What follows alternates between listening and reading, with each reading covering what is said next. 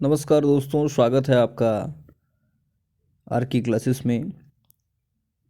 BPSC PT और बिहार दरोगा या अन्य किसी भी एग्ज़ाम के लिए केमिस्ट्री को हम लोग पढ़ रहे हैं। अभी तक हम लोगों ने 2 लेसन को कंप्लीट कर लिया है। यदि उसे आपने नहीं देखा है तो उसे देख लीजिए, उसका लिंक आपको डिस्क्रिप्शन में मिल जाएगा। आज का अपना टॉपिक है रेडियो सक्रियता। शुरू करने से पहले यदि आप इस चैनल पर नए हैं तो चैनल को ज़रूर सब्सक्राइब करें, पास वाले बेल आइकन को दबाएं, वीडियो को अधिक से अधिक लाइक और शेयर करें। तो चलिए शुरू करते हैं। कहता है वैसा तत्व जिससे स्वतः अल्फा, बीटा और गामा किरण जो है ये उत्सर्जित होती रहता है, ऐसे तत्वों को रेडियो सक्रिय तत्व कहा जाता है। उदाहरण थोरियम, रेडियम इत्यादि। अर्थात ऐसा कोई भी तत्व जिससे अल्फा, बीटा, गामा किरण जो है स्वतः ही उत्सर्जित होते रहता है, उस तत्व को रेडियो सक्रिय तत्व कहते हैं। ये स्वतः जो है उत्सर्जित क्यों होता है, इसको भी इसमें जानेंगे। कहता है कि जिन तत्वों का परमाणु संख्या 82 से अधिक होता है उनमें प्रोटॉन का जो प्रतिकर्षण बल है, प्रतिकर्षण, एट्रैक्शन और रिपल्सन, तो प्रोटॉन का जो रिपल्सन है, प्रतिकर्षण है, वो नाभिक बल से अधिक हो जाता है। इसको इस तरह से समझते हैं कि ये नाभिक में प्रोटॉन और न्यूट्रॉन है। जब प्रोटॉन का बल इस नाभिक के बल से अधिक हो जाता है तो ऐसे तत्वों का, आप ऐसे समझिए कि ये जो है ज़्यादा लोड का है, ये जब ज़्यादा पावरफुल हो जाएगा तो इसके अंदर में ये है तो स्वाभाविक बात है ये इससे बाहर निकल ही जाएगा, है ना। तो वही कह रहा है कि जिन तत्वों का परमाणु संख्या 82 से अधिक होता है उनमें प्रोटॉन का प्रतिकर्षण नाभिक बल से अधिक हो जाता है। तो ऐसे तत्वों का नाभिक जो है स्थायी नहीं रहता है। क्यों? क्योंकि प्रोटॉन का पावर ज़्यादा हो गया, उसका प्रतिकर्षण जो है बल ज़्यादा हो गया। तो इस सिचुएशन में स्थायित्व प्रदान करने के लिए अल्फा, बीटा, गामा का उत्सर्जन होता है। सवाल पूछा गया है कि अल्फा, बीटा, गामा का उत्सर्जन क्यों होता है, तो ध्यान रखना है स्थायित्व प्रदान करने के लिए। आगे देखेंगे, कहता है कि रेडियो सक्रियता की खोज हेनरी बेकुरेल ने 1896 में किया था। कई बार ये सवाल पूछा गया है, रेडियो सक्रियता की खोज किसने की थी? हेनरी बेकुरेल ने 1896 में। जबकि कृत्रिम रेडियो सक्रियता की खोज एफ जूलियट एवं आइरिस क्यूरी द्वारा किया गया था। एफ जूलियट एवं आइरिस क्यूरी द्वारा किया गया था कृत्रिम रेडियो सक्रियता की खोज। इसी में रेडियो सक्रिय तत्वों में अगर बात करें तो कहता है कि रेडियो सक्रिय तत्व रेडियम और पोलोनियम, इन दोनों की खोज की थी मैडम क्यूरी ने। इसके लिए मैडम क्यूरी एवं इनके पति पियरे क्यूरी को 1911 में नोबेल पुरस्कार मिला था। ध्यान रखिएगा, मैडम क्यूरी को कुल 2 बार नोबेल प्राइज मिला है। तो ध्यान रखना है क्या क्या, कि रेडियम और पोलोनियम की खोज जो है मैडम क्यूरी ने किया, वहीं कृत्रिम रेडियो सक्रियता की खोज एफ जूलियट और आइरिस क्यूरी ने किया, और रेडियो सक्रियता की खोज हेनरी बेकुरेल ने किया था। 3 बातें हमें ध्यान में रखना है। कहता है रेडियो सक्रियता की इकाई क्यूरी है, यह भी ध्यान रखिए। रेडियो सक्रियता की इकाई क्या है? क्यूरी। रेडियो सक्रियता की इकाई क्यूरी, और एक क्यूरी बराबर कहता है 3.7 इंटू 10⁻10 बेकुरेल। एक क्यूरी बराबर कितना? 3.7 गुना 10⁻10 बेकुरेल। आगे कहता है कि रेडियम जो है सर्वाधिक रेडियो सक्रिय तत्व है। सवाल अगर आपसे पूछ ले कि सर्वाधिक रेडियो सक्रिय तत्व कौन है, तो ध्यान रखना है रेडियम। रेडियम और पोलोनियम की खोज की थी मैडम क्यूरी ने। इसके लिए इनको और इनके पति पियरे क्यूरी को 1911 में नोबेल भी मिला था। ठीक है। इसके अलावा कृत्रिम रेडियो सक्रिय तत्व की खोज अगर पूछ ले तो एफ जूलियट और आइरिस क्यूरी। आगे कहता है मैडम क्यूरी को 2 बार नोबेल पुरस्कार मिला है अभी तक में। रेडियो सक्रियता को गाइगर मूलर काउंटर द्वारा मापा जाता है। बहुत इंपॉर्टेंट क्वेश्चन, बहुत बार एग्जाम में पूछा गया है कि रेडियो सक्रियता को हम लोग किससे मापते हैं? गाइगर मूलर काउंटर के द्वारा। क्या मापते हैं? रेडियो सक्रियता। इसके अलावा देखिए कहता है कि गाइगर मूलर काउंटर के द्वारा ही पेड़ पौधे के द्वारा अवशोषित किए गए ऊर्जा की मात्रा को भी ज्ञात किया जा सकता है या किया जाता है। तो सवाल अगर आपसे पूछ ले कि पेड़ पौधे द्वारा अवशोषित किए गए उर्वरक की मात्रा को हम लोग किससे ज्ञात करते हैं? तो ध्यान रखिए गाइगर मूलर काउंटर के द्वारा, और रेडियो सक्रियता को भी इसी से मापते हैं। आगे कहता है जब किसी रेडियो सक्रिय तत्व से सभी अल्फा बीटा गामा किरणों का उत्सर्जन होता है तो अपशिष्ट पदार्थ के रूप में सीसा बचता है। मोस्ट इंपॉर्टेंट क्वेश्चन, कई बार सवाल अलग अलग रूप में पूछा जाता है कि रेडियो सक्रिय तत्व का अंतिम उत्पाद क्या है? तो ध्यान रखिए सीसा। यह क्वेश्चन जो है बहुत बार पूछा गया है। रेडियो सक्रिय तत्व का अंतिम उत्पाद सीसा, अर्थात रेडियो सक्रिय तत्व का अंतिम उत्पाद सीसा होता है, इसलिए सीसा को स्थायी तत्व कहा जाता है। स्थायी तत्व किसे कहते हैं? सीसा को। बात करेंगे अल्फा बीटा गामा के बारे में, तो देखिए बहुत सारे क्वेश्चन इससे निकलते हैं। पहला है अल्फा किरण। अल्फा किरण की खोज बैकुरेल ने की थी। अल्फा किरण 2 धनावेशित कणों का होता है।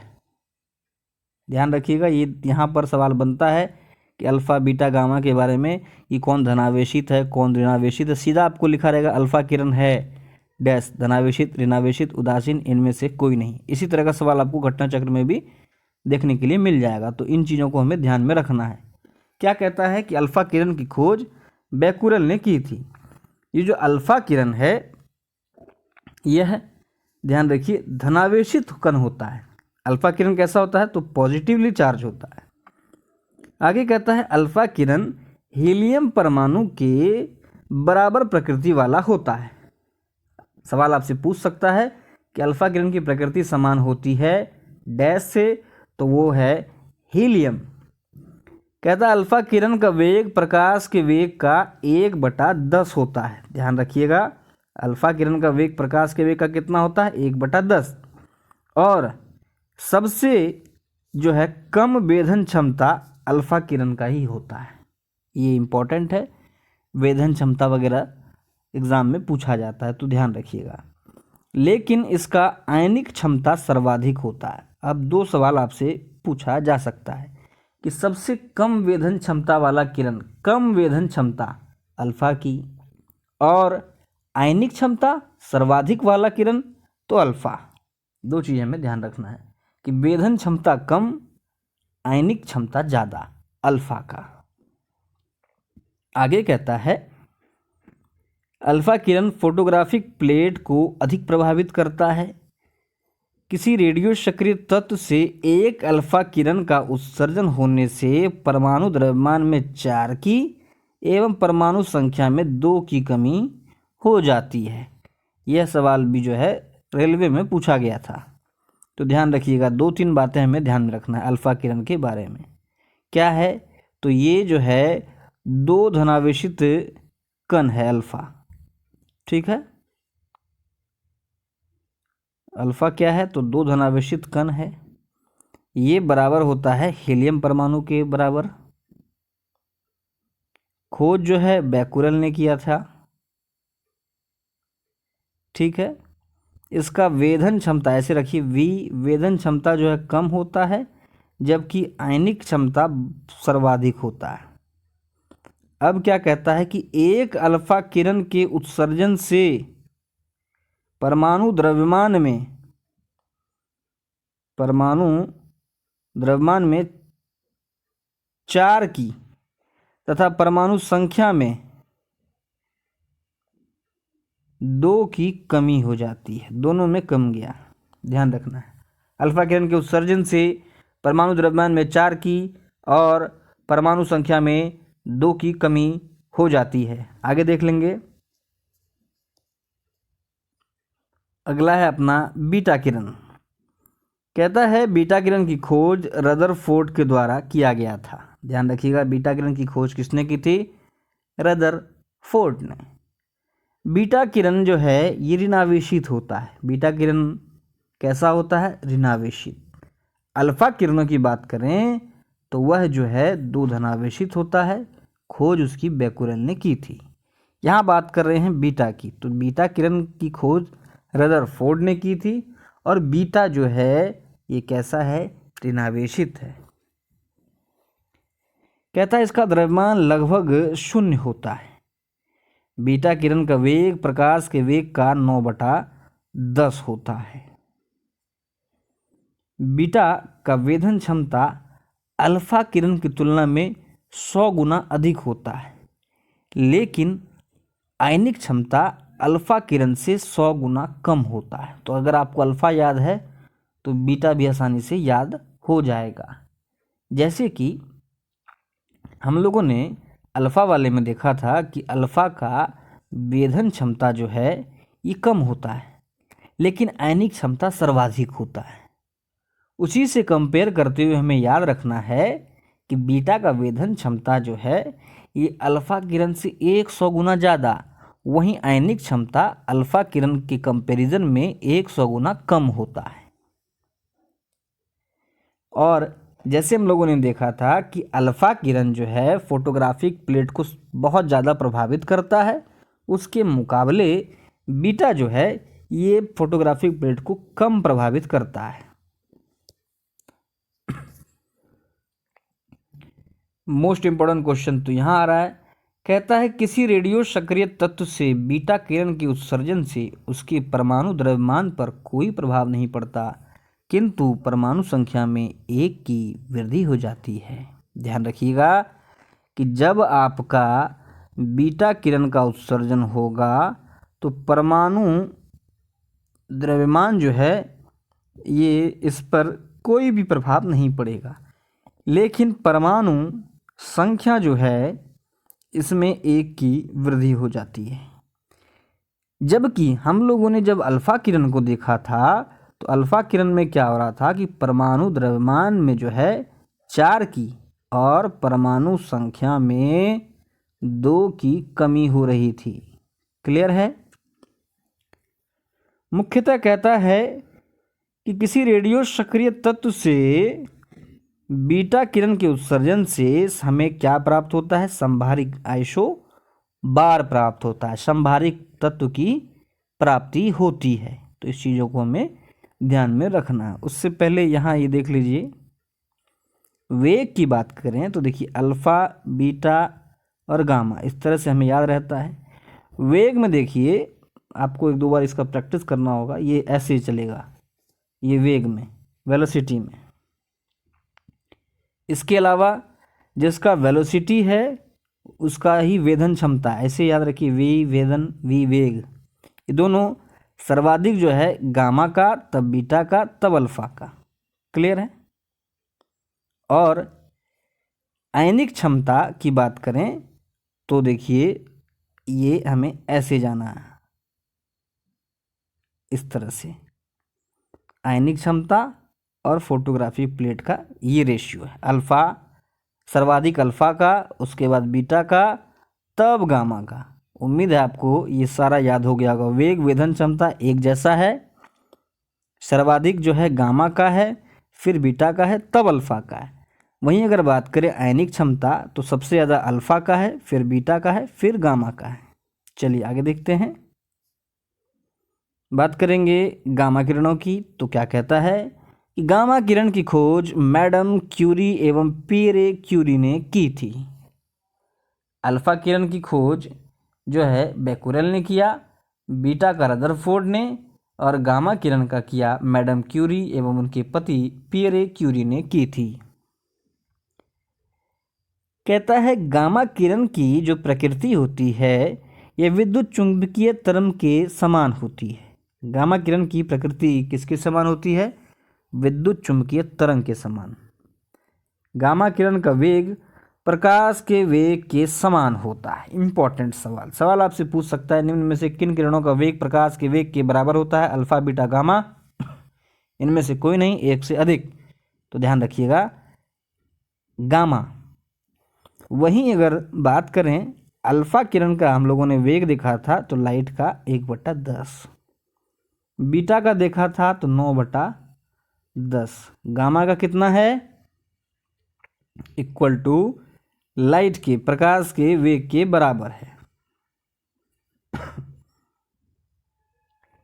आगे देखिए, कहता है कि गामा किरण की आयनिक क्षमता सबसे कम जबकि वेधन क्षमता सबसे ज़्यादा होता है।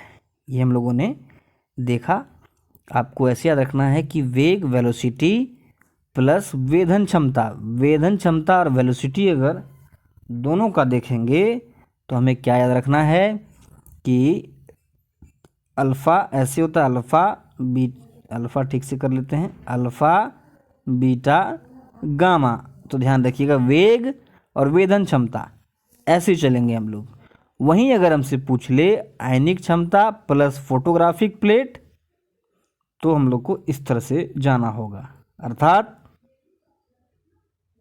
अल्फ़ा के बाद जो है बीटा है, फिर गामा है। मतलब इन दोनों का मतलब ये हो गया कि आयनिक क्षमता और फोटोग्राफिक प्लेट पर इसका सबसे कम प्रभाव पड़ेगा। वहीं वेधन क्षमता और वेलोसिटी पर ये इसका प्रभाव सबसे ज़्यादा है। बात करेंगे अर्ध जीवन काल का, तो क्या कहता है कि किसी रेडियो सक्रिय तत्व में विखंडन के फलस्वरूप जितने समय में मूल परमाणु की तुलना में आधा हो जाता है, जितना समय उसको आधा होने में लगता है, उसे ही अर्ध जीवन काल कहते हैं। इसे T½ के द्वारा सूचित किया जाता है। अर्ध जीवन काल पदार्थ के द्रव्यमान, तापमान एवं दाब पर कोई प्रभाव नहीं पड़ता है। ये इंपॉर्टेंट है, ध्यान रखिएगा। स्टेटमेंट के रूप में जब क्वेश्चन बनेगा तो ये सही या गलत के रूप में आप पूछ सकता है, कन्फ्यूजिंग कर सकता है। तो ध्यान रखना है कि अर्ध जीवन काल पदार्थ के द्रव्यमान, तापमान एवं दाब पर प्रभावित नहीं होता है। ये वैल्यू है T½ बराबर 0.693 बटे लेमडा, जहाँ लेमडा क्या है तो उसका 6 डीके कांस्टेंट। आगे देखेंगे, बात करेंगे अब नाभिकीय संलयन अभिक्रियाओं की। संलयन जब दो या दो से अधिक छोटे नाभिक मिलकर एक बड़े नाभिक का निर्माण करते हैं, संलयन कर रहे हैं, मिक्स मिल के, अर्थात जब दो या दो से अधिक छोटे नाभिक मिलकर एक बड़े नाभिक का निर्माण करते हैं, तो इस प्रक्रिया के दौरान अत्यधिक मात्रा में ऊर्जा जो है बाहर निकलता है और इसी अभिक्रिया को संलयन अभिक्रिया कहते हैं। संलयन और विखंडन, संलयन में जुड़ रहा है, क्या जुड़ रहा है तो दो छोटे नाभिक जुड़ के एक बड़ा नाभिक बना रहा है। कहता है कि इस अभिक्रिया के दौरान निकलने वाला जो ऊर्जा है ये द्रव्यमान में क्षति के कारण निकलता है। ध्यान रखिएगा कि नाभिकीय अभिक्रिया के दौरान, संलयन अभिक्रिया के दौरान निकलने वाला ऊर्जा ये कहाँ से होता है तो द्रव्यमान में क्षति के कारण निकलता है, जिसे आइंस्टीन ने सापेक्षता के सिद्धांत के तहत द्रव्यमान ऊर्जा समीकरण E बराबर mc² से सिद्ध किया था। ध्यान रखिएगा, बीपीएससी में ही पूछा गया है कि यह सापेक्षता का सिद्धांत किसने दिया था? आइंस्टीन ने।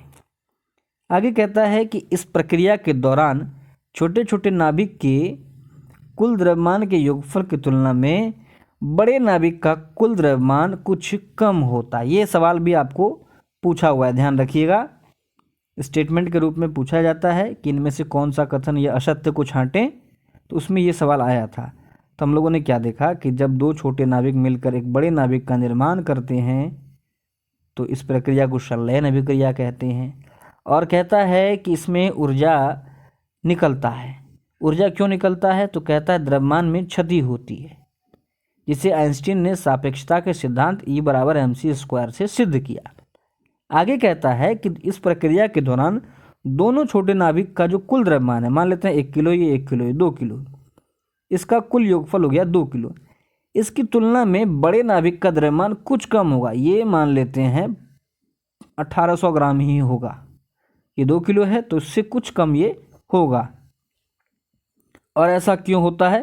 तो द्रव्यमान में जो यह कमी आई ऊर्जा में रूपांतरण के कारण होता है।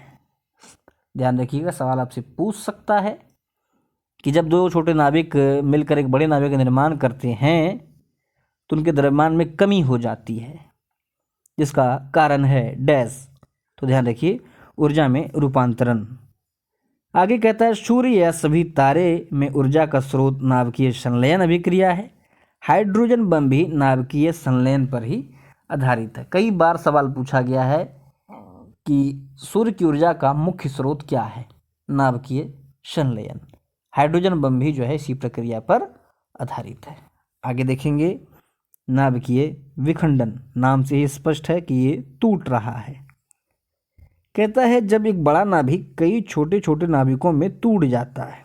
एक बड़ा नाभिक है, ये कई छोटे छोटे नाभिकों में टूट जा रहा है, जिसके कारण बड़े नाभिक के द्रव्यमान की तुलना में छोटे छोटे नाभिकों के कुल द्रव्यमान में कमी होती है। अर्थात उस तरह से आप समझिए कि मान लेते हैं ये इतने इतने भागों में टूट गया।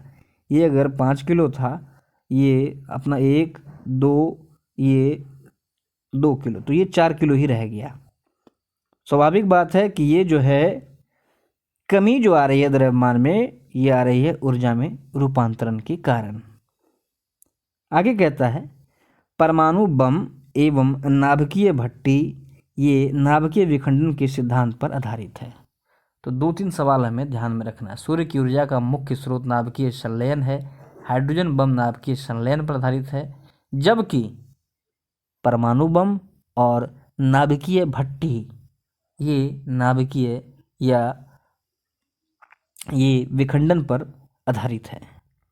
कहता है नाभिकीय विखंडन 2 प्रकार का होता है। एक हो गया अनियंत्रित, दूसरा हो गया नियंत्रित। ये एक तरह से जो रिएक्शन होता है एक सीरीज में होता है, इसलिए इसको बोलते हैं अनियंत्रित श्रृंखला अभिक्रिया और नियंत्रित श्रृंखला अभिक्रिया। बात करें अनियंत्रित श्रृंखला अभिक्रिया में न्यूट्रॉन की गति को नियंत्रित नहीं किया जा सकता है। न्यूट्रॉन के वेग को इसमें हम लोग क्या करते हैं? नियंत्रित नहीं कर सकते हैं। जैसे कि परमाणु बम में अनियंत्रित श्रृंखला अभिक्रिया होता है। ये तुम लोगों ने देखा कि परमाणु बम में विखंडन होता है, लेकिन कैसा? अनियंत्रित श्रृंखला वाला विखंडन। क्यों? क्योंकि इसको हम लोग कंट्रोल या नियंत्रित नहीं कर सकते। वहीं आगे कहता है नियंत्रित श्रृंखला अभिक्रिया, यह जो है परमाणु भट्टी में होता है। और परमाणु भट्टी में न्यूट्रॉन की गति को कम करने के लिए ग्रेफाइट एवं भारी जल का प्रयोग मंदक के रूप में किया जाता है। बहुत बार ये सवाल पूछा गया, काफ़ी इजी क्वेश्चन है। तो ध्यान रखिएगा कि परमाणु बम जो था इसमें अनियंत्रित श्रृंखला अभिक्रिया हुई विखंडन की। वहीं परमाणु भट्टी अगर पूछे तो इसमें नियंत्रित श्रृंखला अभिक्रिया हुई परमाणु विखंडन का, और इसमें इसे कंट्रोल करने के लिए मंदक के रूप में भारी जल और ग्रेफाइट का यूज़ हम लोग करते हैं। आगे कहता है कि जिस नाभिक में रिएक्टर में मंदक के रूप में ग्रेफाइट का प्रयोग किया जाता है उसे परमाणु पाइल रिएक्टर कहते हैं। मोस्ट इम्पॉर्टेंट सवाल अगर आपसे पूछ ले कि परमाणु पाइल रिएक्टर में मंदक का कार्य करता है डैश, तो ध्यान रखिए परमाणु पाइल रिएक्टर में मंदक का कार्य करता है ग्रेफाइट। आगे कहता है कि नाभिकीय रिएक्टर में न्यूट्रॉन की गति को नियंत्रित करने के लिए नियंत्रक क्षण के रूप में कैडमियम एवं बोरॉन के क्षण का प्रयोग किया जाता है। तो ध्यान रखिएगा नियंत्रक 2 है, कैडमियम और बोरॉन। मंदक है भारी जल ग्रेफाइट। आगे देखते हैं, कहता है कि नाभिकीय रिएक्टर में न्यूट्रॉन को ठंडा करने के लिए शीतलक के रूप में सोडियम एवं पोटेशियम का द्रवित मिश्रण का प्रयोग किया जाता है। तो 3 बातें हमें ध्यान में रखनी है। क्या क्या? एक तो हो गया हमारा मंदक, दूसरा हो गया नियंत्रक, तीसरा हो गया शीतलक। मंदक में आ गया ग्रेफाइट भारी जल, नियंत्रक में आ गया कैडमियम बोरॉन, और शीतलक में अपना है सोडियम एवं पोटेशियम का जो द्रवित मिश्रण है। आगे कहता है कि विश्व का पहला नाभिकीय रिएक्टर एर्निको फर्मी के द्वारा यूएसए के शिकागो में स्थापित किया गया था। सवाल पूछा गया है कि पहली बार जो है नाभिकीय रिएक्टर कहाँ स्थापित हुआ था? शिकागो में। किसने किया था? एर्निको फर्मी ने। उसके बाद देखेंगे विश्व में सर्वप्रथम अमेरिका के द्वारा 6 अगस्त 1945 को जापान के हिरोशिमा शहर पर लिटिल बॉय नामक एक बम गिराया गया था। बम। जबकि 9 अगस्त 1945 को जापान के नागासाकी में फैट मैन नामक एक बम गिराया गया था। ध्यान रखिएगा, 6 अगस्त 1945 को हिरोशिमा पर लिटिल बॉय और 9 अगस्त 1945 को नागासाकी के जो बम गिराया गया था उसका नाम था फैट मैन। ये बहुत ही भयावह हिस्सा था ये जो गिराया गया था। लेकिन आज अगर इस क्षेत्र का अगर आप अवलोकन करेंगे तो काफ़ी मॉडर्न और हाईटेक हो चुका है।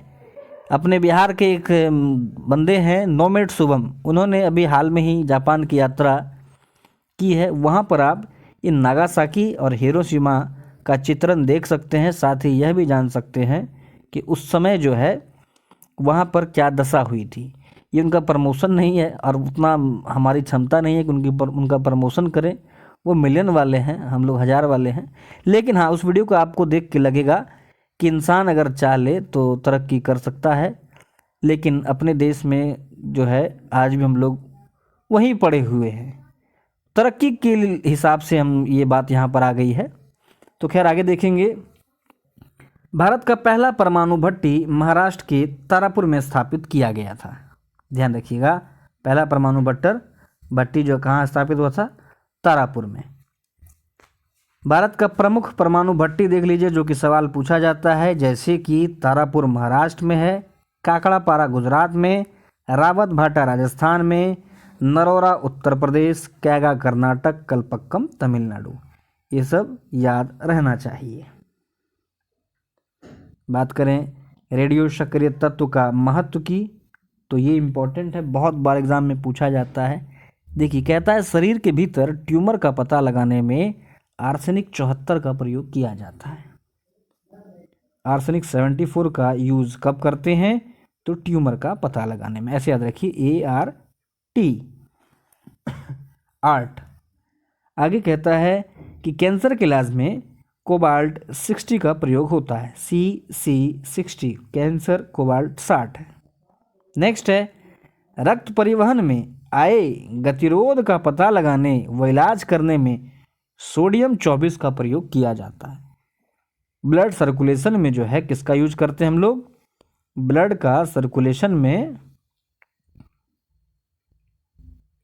सर्कुलेशन में हम लोग किसका यूज करते हैं? सोडियम का। बॉस, ऐसे याद रखिए, boss blood circulation sodium 24। Next, हड्डी से संबंधित रोग का इलाज करने के लिए फास्फोरस 32 का प्रयोग करते हैं। BP bone phosphorus 32। थायराइड ग्रंथि में होने वाले विकार के इलाज में आयोडीन 131 का, आयोडीन 131 का प्रयोग किया जाता है। कहता है भूमिगत तेल या गैस पाइपलाइन में आए रिसाव का पता भी हम लोग इन्हीं तत्वों के माध्यम से, रेडियो सक्रिय तत्वों के माध्यम से लगा सकते हैं। तो ये था अपना रेडियो सक्रिय तत्व। उम्मीद है कई सारी चीज़ें आपको पहले से पता होगी, चीज़ें याद होगा, लेकिन आपका एक माइंड कहता है थोड़ा सा क्लीन हो गया, अच्छे से रिवीजन हो गया होगा। वीडियो अच्छा लगा तो लाइक और शेयर ज़रूर कर दें। PDF आपका इसको टेलीग्राम पर मिल जाएगा, लिंक डिस्क्रिप्शन में दिया है, ज्वाइन कर लें। धन्यवाद।